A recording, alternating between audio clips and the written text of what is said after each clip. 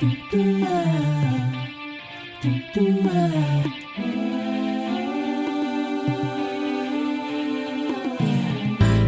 of trials and hard times. You can't be scared of it. Yeah. All the while you're trying to figure out how you can get through it. Now I know a girl who tells it like it is, with love and laughter and fun. Now it's time to listen up to the sound of hope for a good tomorrow. 'Cause it's filter free with Tahera Rene Christy. Yes, it's filter free with Tahera Rene Christy.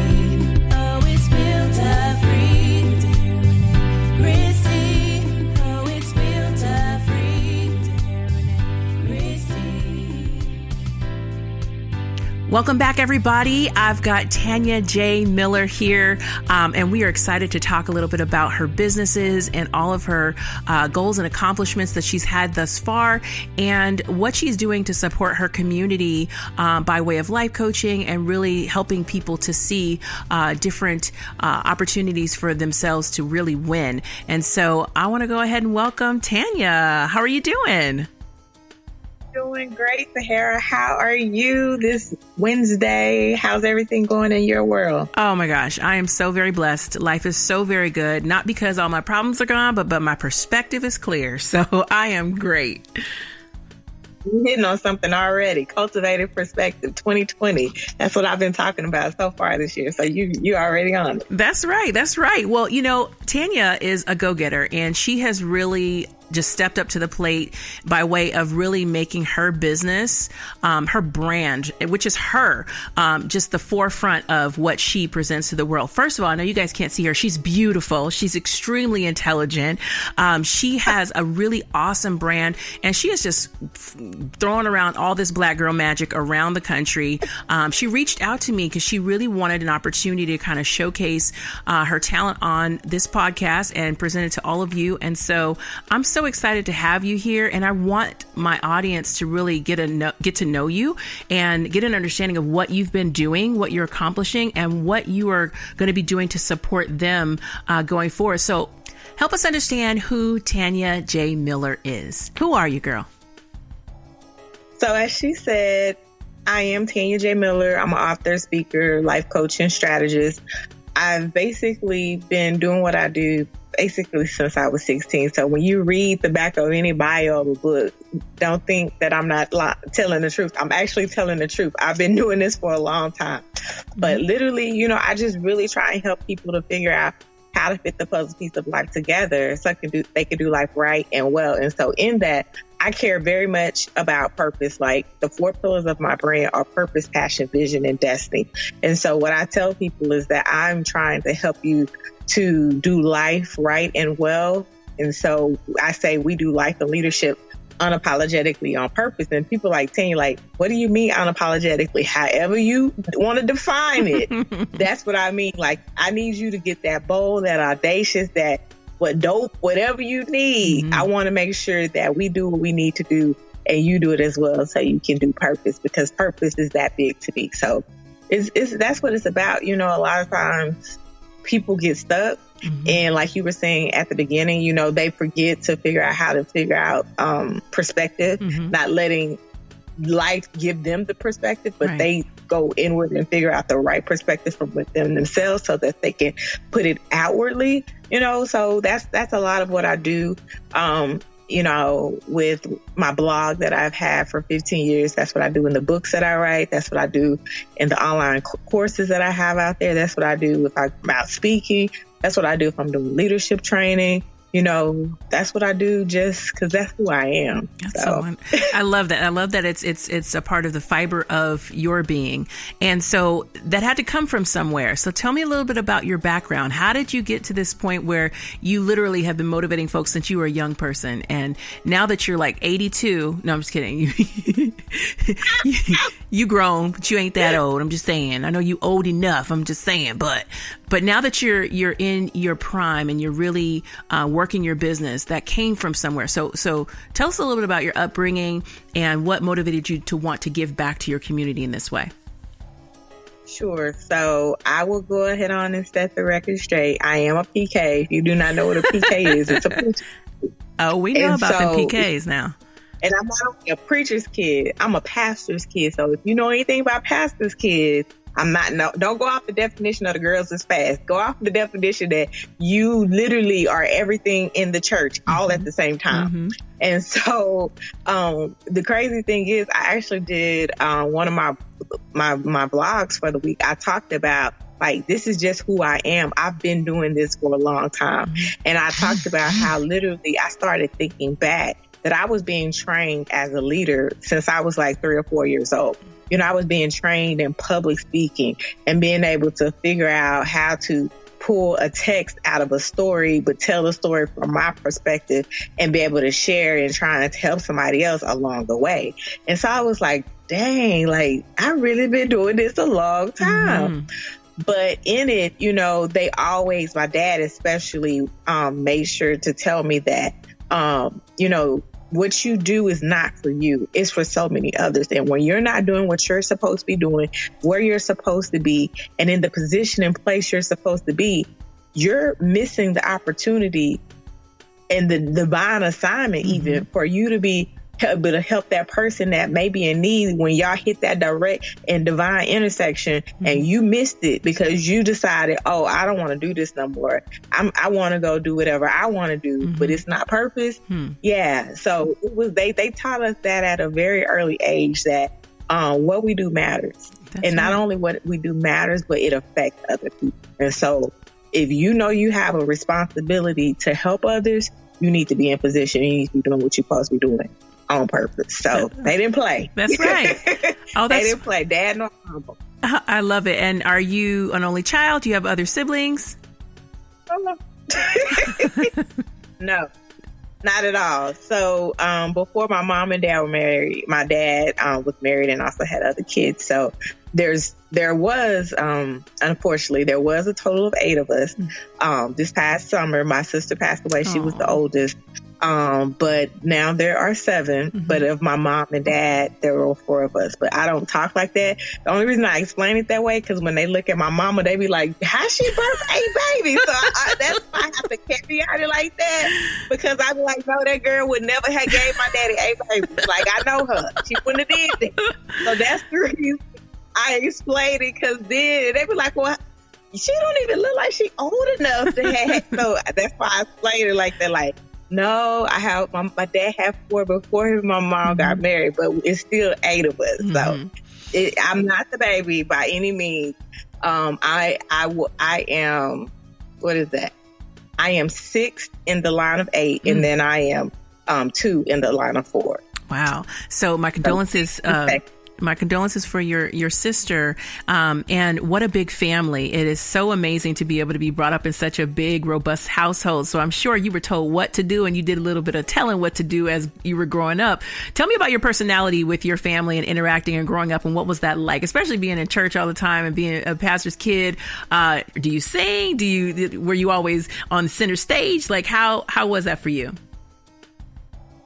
Dang, like, you really are all in the Kool-Aid of what I talked about. So, I actually told this story that I was a part of the junior choir. And I was just explaining how I'm grateful for opportunities of where I was told no.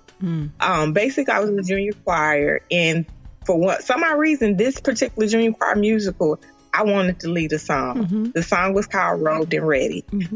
I am not a singer, okay? I'm not, but I wanted to lead the song. And so I was told no at first, and another friend of mine, we're actually, still friends this day. She was chosen as the leader, but some kind of way, the music director, and he's actually now the senior pastor there. Wow. He found out, that I was sad and disappointed. And he was like, okay, well, let's figure out how to make the song work with your voice. Because I wasn't going to be able to sing it like her. But let me figure out how to make the song work with your voice. And so when I was thinking about that, I literally remembered a couple of things, and I'll share it, is that number one, even though I was told no, my heart still had a passion and a desire to want to do whatever I could do to be able to spread the word, the ministry, you know, to be able to encourage. And so I think they saw my heart in it, not my voice, not my voice, but my heart. And so they helped me to figure out what I could do to be able to lead the song. And so I thought about like, dang, that was like some of the birthing of who I am even till today. Like, for some odd reason, Lord, I don't know why, but I ended up my dad started his own church. I ended up being in the choir. I ended up even leading a couple of songs in a couple of musicals. But I just even thinking about how I led that one, I kind of led it in the same vein. Like I had my Kirk Franklin on. Like my maiden name is Franklin, so I have my little Kirk Franklin. You know, my little Donna Lawrence, you know how they be talk singing it? Like, that's how I was doing That's it. all right. I was talk like James Fortune did. I was doing it before they was even doing it. Like, I was beforehand. But, you know, it just really kind of showed and expressed my heart. You know, and my heart is really a servant. Like, seriously. One of the battles that I've had in growing, you know, my business and what I do is that I have no problems at all going forth and doing my assignment. But I have very difficult problems in promoting myself in my assignment. And it's because when I'm not doing what I'm supposed to be doing, Tanya turns into a complete introvert because I'm used to being in the background. I'm used to serving, you know, doing the books or helping, you know, I'm burying my dad or stuff like that. Like I'm used to being the one that was on the side, you know, holding your arms up and serving and volunteering and stuff like that. Or just even kind of I saw this profile the other day and I was like, oh, I might have to steal it because he had it as his profile. You know how everybody say public figure? Right. Let me tell y'all what he said. He said he a private figure. I was like, oh my God, that's me. Like, I'ma steal it. Oh my God, I'ma steal it. Because like when I said it, it resonated so much with me. I am very much my one-on-one intimate small group ministry. I'm gonna tear the flow up. Like even in organizations when I'm doing like smaller group leadership training, like that's my thing. Like that's my niche. And it was like, how do I, you know, expand that or take that beyond, you know, so I can make sure I'm doing all that I'm supposed to do, but not letting my personality trait of introvert block me. And so that's what I've been working on actually myself this year. But as I think about my growing up, I realize it's because I've been a servant the whole time. But I know from going to school, they're also serving leaders as well. So I need to figure out how to switch. I've been working on that, switching that leader hat on. Yes. Like, okay, girl, but you're going to have to tell people who you are. So I'm glad to be able to be telling people who I am, Miss Tahera, and to be able to share because you helping me work on one of my goals. Amen. And that's what this is all about. Sisters helping other sisters and really growing our community. And so what I like about what you said is about being an introvert and really not necessarily wanting to be boastful with your gift, or feeling like you're too big for your gift and kind of like focusing on smaller groups. I feel that I've heard this so many times, my last couple of interviews actually, and these people are geniuses in their own right. And they are great servants and have so many gifts and so much to offer to the communities that they serve. But in order to be a leader, in order to really have something powerful to be able to give to a community of people, it requires isolation and it requires introspective focus. You've got to have perspective outside of the lay, outside of the status quo, because you can get easily deterred by negative spirits, people's opinions that may not fall in line with your vision, with your passion, with your goal that God has instilled into you. And so it can be a deterrent. Think about how many times Jesus went into gardens and, you know, the synagogue in the back and quietly to himself to kind of figure out his vision in which to give to his disciples and give to the rest of the world. And then and only then, when the grandiose event happened, when he was hanging on the cross, that they all eyes had not seen it, ears had not heard who he was and what he was about. And then Then Preach, I'm y'all, trying to tell you, preach. then he could boast, right? Then he was able to come to the forefront. And so that level of humility is going to bring you such great blessing and additional opportunities to really magnify your gift. So I say, keep doing what you're doing. Allow that isolation to help you to grow. Don't feel jaded by it, because it's who you are and that's who God made you, and you're perfect for your purpose. And as you continue to perfect that purpose in you, oh man, the works that are going to come out, that are coming out of you. 6 books in, girl. We haven't even talked about that yet. So I want to get on that. This one has written 6 books thus far. And as any of us bloggers know, it's a lot of writing. It's a lot of typing. Them are books in themselves. They're just not organized yet, right? And so there's more in you. So tell me about the 6 books that you've written. Talk a little bit about the curriculum that you've written and what visions you've got for 2020 going forward. Sure. So as you said, like you said, as a blogger, I think I mean, as a writer, like I'm always thinking, like I even surprise myself when I like write stuff. I'm like, girl, how did you pull that out of that? Like, what? It really like shocks me. Like I literally, this week I was talking about the boldness of a baby, and it came from sitting in church, watching this baby just have a field day on her mama's face and not care and was not bothered. And she was like, and what? And I was like, yo, why we can't be like that no more, you know? But the first project I wrote was called Mind Matters. And it's talking to you about get out of your head and jump back into life. And so with each book, I call them projects because with each project, there's a book, a journal, a guide, something to be able to do and apply what we talked about. I don't want to just be like, oh my gosh, that was great. But then, you know, deal with it. So I'm going to make you work after you read that book. That's right. But, so, you know, it was just talking about getting out of your head and jumping back into life, because sometimes you get stuck. And I wanted to help you figure out how to get unstuck and back on purpose. And so this one actually, it's not an autobiography, but it was from a place of me being that way. It's probably been about 10 to 9 years ago now, roughly, newly married, thousands of miles away from family, at the hit of the crisis. Yeah. So it's been, we're in 2020. So it was 2009, 2008 when the actually started 2008, 2009. So the crisis was hitting, the real estate crisis, the whole world looked like it was dropping, folks were dropping. But it was so much that we were dealing with, you know, just as a newly married couple, finances. I had relocated and I couldn't get a job. They told me I was overqualified. I was like, but if I'm asking for the job, right, girl, if I'm qualified, it don't matter if I'm overqualified. I need a job. Right. But like they would not hire me. When I finally did get a job, it was basically like a $30,000 pay cut. So it's like, okay, so we've been broke 6 months, and then when you give me what, I would stay broke. Like it was a lot. And then, you know, even with it, I dealt with some things. I'm from the South, but I had not been in the original South. So I had not experienced original South type things. I just put it like that. What you mean? What you mean original South? What does that mean? Where are you from now? And where were you from originally? I am from Texas. That is the South. But I call the original South Virginia. Oh, okay. You catching me now. Right. So I was not prepared for some of the things that I had experienced. And so they were traumatic. Like it was, you know, there's a young lady I follow, Therapy with Ash.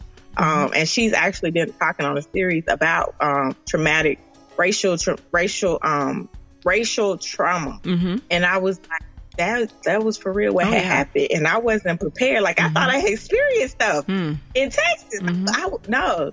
And so that plus, you know, still finances, because my husband, the other ball to drop I have to say is they own their own real estate company. Well, I just told you it was during the real estate crisis. So so it was like, really, Lord? Like what more? Okay. So what more?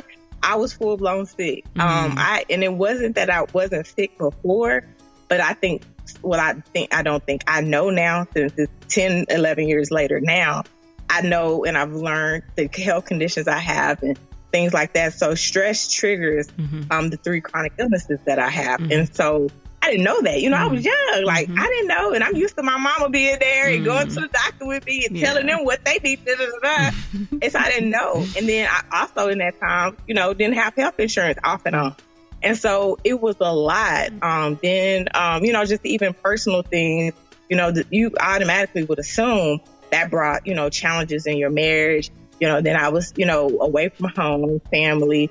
Then, trying to just get acclimated, trying to just have friends. Like, I have a huge family, and a lot of my family, not just my 8, but extended family. We were, most of the bulk, we were always holidays or getting together, even church, family was there. And so it was like like, I don't know nobody. Yeah. I don't have not just friends, I don't have family. So the book really talked about that place and point when I got stuck, and when I didn't care anymore, and when I literally lost my mind, and I didn't, my mind did not matter, and I was in my own head, and I didn't know how to get right. And so, in therapy, I'm a proponent of therapy. Y'all better go to therapy. I am too. Amen. 2020, go. Okay, but in therapy.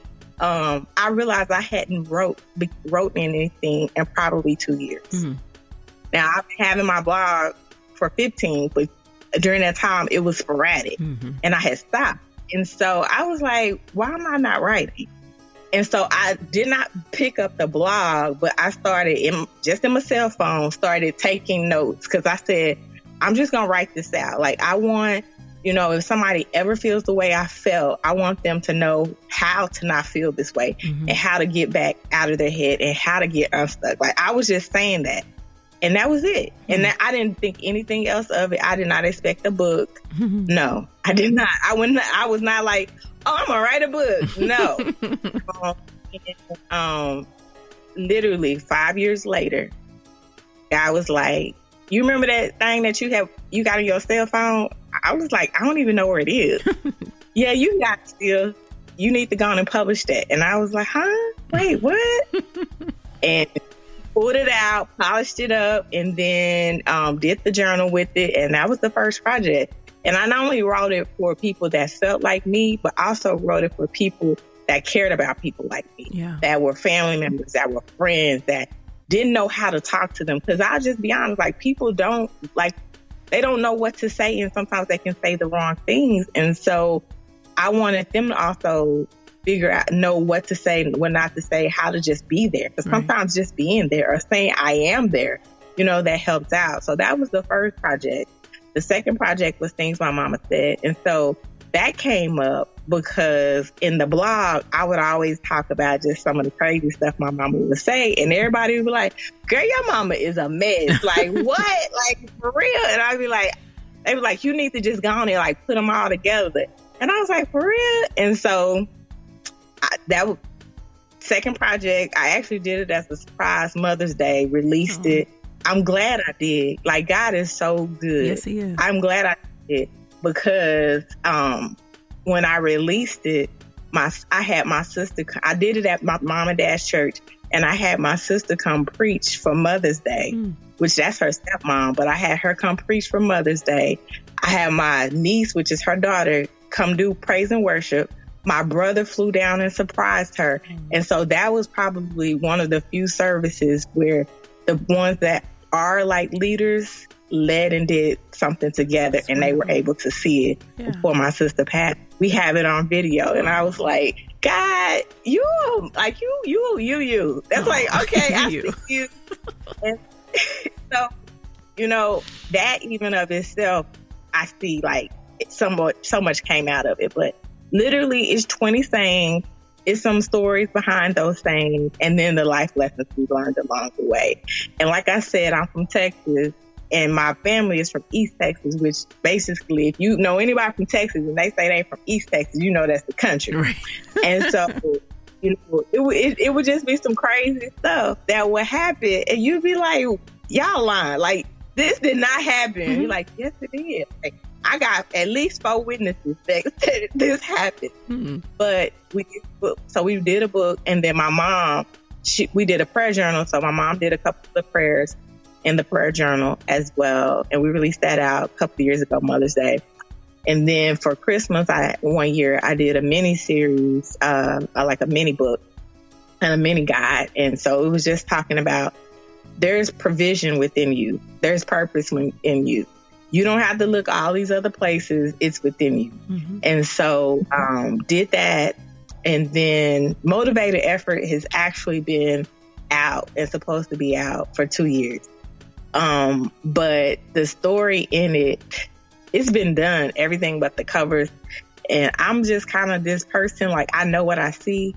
I may not be able to draw it, but I know what I see. And so the crazy part, the person that I actually now have doing it, she had to be able to grow up to be able to do it, which is one of my nieces. Aww. And she's like super excited. And she's like, oh, I don't want to disappoint you. I was like, baby, you would never disappoint me.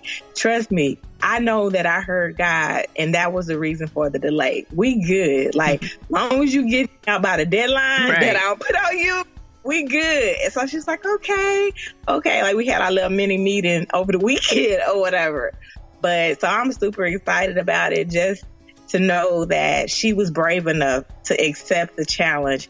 And, you know, God gave time and space for her to learn and grow in her craft as an artist and things as well. Cause that's what she's been doing. Like, that's what she loves to do. Like, she asked for like artist stuff, you know, for birthdays and Christmas. So it's like, okay, I see how you make that work. So I'm extremely excited that that'll be coming out real soon. So it's a book and it's a guide. And so this is kind of also autobiography. Not you'll get remnants of what you saw in Mind Matters, but it'll go even harder. Like, you could be like, Tanya, what? That happened? Like, you might be crying, like, what? Tanya, like, no, you alive still. Yeah, I'm alive. That's right. But it's life, you know, because I don't want you to think, I'm not going to make you think purpose is easy. No, it's not. But it's necessary. You know what I'm saying? And so that's the 4 projects, 3 that are out there, and the 4th one that's coming out. The courses, I actually have not released anything new because I'm a person, like, I'm a constant writer. So I had to tell myself, girl, wait a minute, don't publish not one more course. You got like 8 out there. But, you know, I have a series like on grace. I have a series, you know, that's just kind of talking to you about just getting it right. And so and this one is actually free. It's a series, like, a course. I think it's 2 in the series maybe. And then it's a savings plan. You know, everybody at the first of the year be trying to figure out what to do. And the whole premise of why I even did it was like, I know a lot of times I can't talk to you about purpose when you still stressed about your bills. And it's kind of like the premise of you going to try and talk to somebody that's homeless, but they need food and shelter. They're not going to listen to you till you meet their immediate need. Right. So that was kind of, you know, how I came up with that free course that I offer and tool that I offer. But it's, you know, it's a couple of different, like I said, courses out there. There's one on grace. There's one, I want to say, on networking. That's some leadership aspects of it. You know, just kind of networking and, you know, getting out your own way. You know, so it's a kind of a variety in that whole life and leadership aspect, if you will, of what's available and what's out there. So that's available. You asked me one more question, and I know I've been talking. What was the last one? Well, I just really wanted to get what was the third one? Yeah, it was the books, the courses, and any projects that you have coming up. But you mentioned bringing out those projects. Are you doing conferences or retreats or anything like that? So I feel like the guy be playing. Like, he really be playing. Like, I feel like listen. Okay, so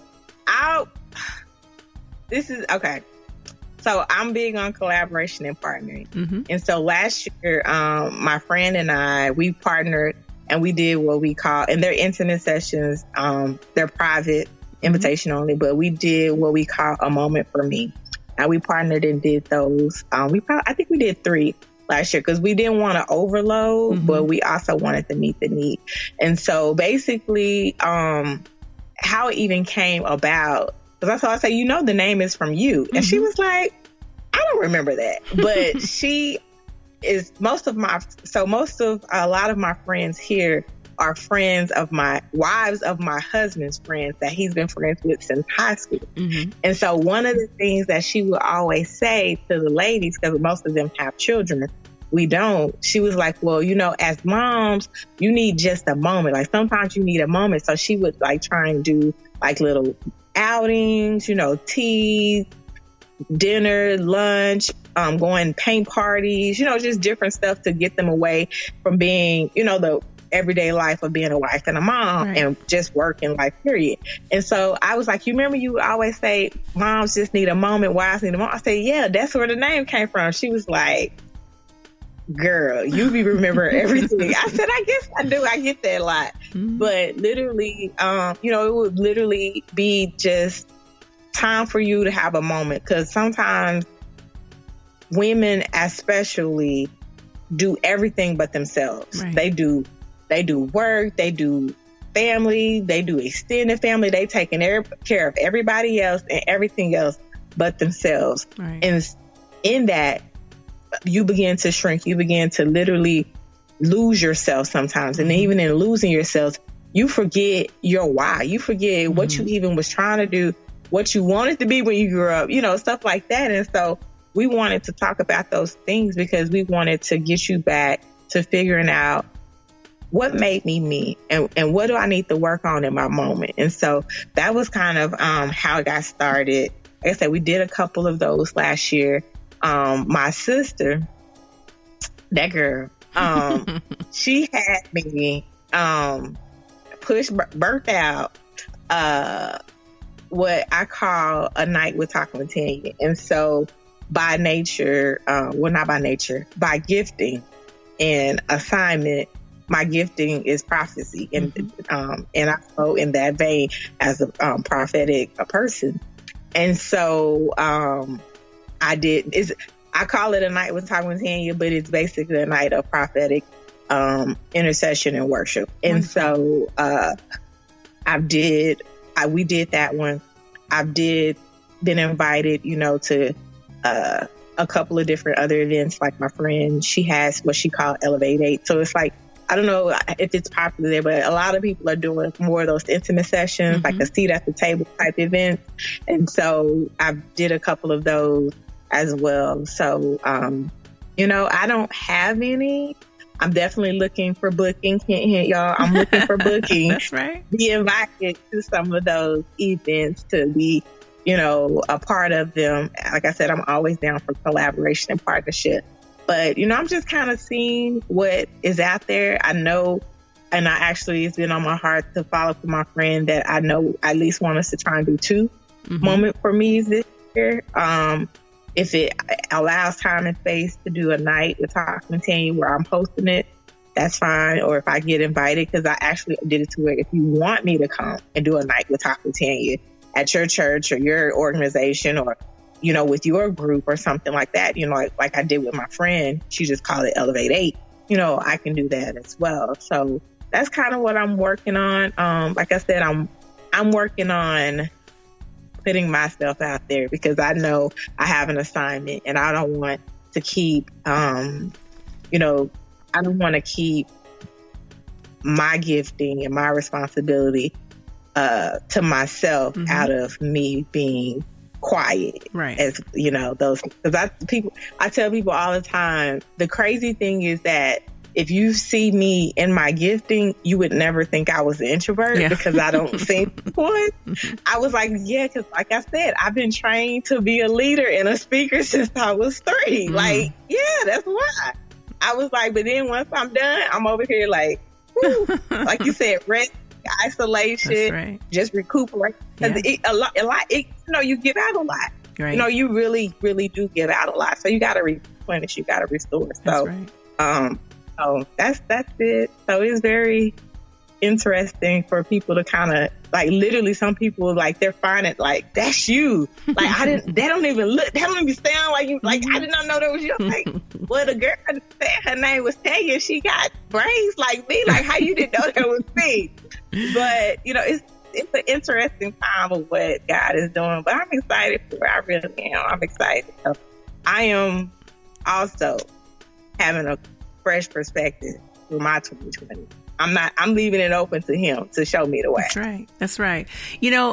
First of all, you are a breath of fresh air. You have so much passion. You are so guided. You are so blessed. And to be a wife, be a mother, be a business owner, and have so many projects going on and so much that you're contributing to society, by way of uplifting and inspiring women, men, children, youth groups, churches, you name it. You pretty much do it. A woman after my own heart. Every time you say something like, oh, I want to do that too. Oh, I'm doing that too. Oh, I did that. Because it's so great to know that what you're doing is so needed. And the community that you're serving, of course, is really benefiting from it. So keep doing what you're doing. I'm going to make sure that I post all of your links to purchasing your books, to making sure that your courses are available. But why don't you give everybody your contact information here so that they can jot it down, just in case. How can they get in touch with Tanya? Sure. So my website is Tanya, tanya-miller.com. You can find me on social media under Talking with Tanya. I'm on Facebook, Instagram, Twitter, and YouTube. The direct site to my school is school.tanya-miller.com. And then the direct site to my store is shop.tanya-miller.com. But I'm not going to act funny. If you get it off Amazon and Barnes & Noble, I am okay. So wherever you want to get the books, definitely do it. But what I will tell you is if you sign up at bit.ly, join fam, all caps, you might get some promo codes and discounts to get a little cheaper and some more things like that on my actual store. Because on my store, I don't just have my book. I have what I call my message merch, which we have message buttons, message apparel, sweatshirts, hoodies, t-shirts. I have a few 2020 calendars left. I have what I call flashcards for 2020, kind of those things, just sayings to keep you on focus and on point for 2020. Just pull it out, like, get your mind right, girl. So it has some things like that. I'm all about, sometimes I can hit you with my message with something you see. And then when I get you pulled in, then you're going to hear me. So it's kind of that same approach and mindset that I have with my store as well. So check me out. Yeah, girl, we are checking you out. We are checking you out, and you are doing everything the way that it should be done. I'm just so proud of you. I'm so excited for what God is doing in your life. And I see the vision that you have laid out. It is just so very clear. Just 2020, that's your year, girl. I see it. I see the doubling, the tripling, quadrupling of all that you have lined up. So let's just keep this vision going.